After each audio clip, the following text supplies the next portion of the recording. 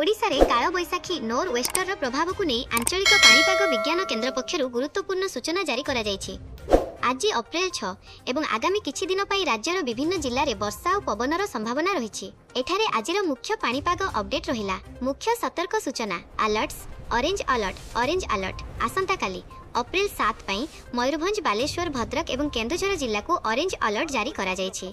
एठारे प्रबल वर्षा सह घड़घड़ी एवं झड़ पवन हेबार आशंका रहिछि। येलो अलर्ट आज अप्रैल 6 पई प्राय 90टी जिल्ला को सतर्क सूचना दिया जायछि।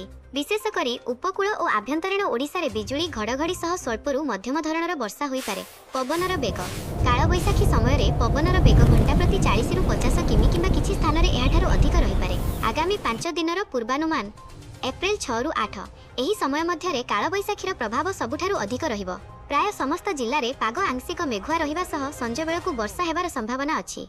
तापमात्रा वर्षा जोगु ग्रीष्म प्रवाहरु सामान्य आश्वस्ति मिली पारे, किंतु दिन समय रे गुळुगुळी जारी रहिबो।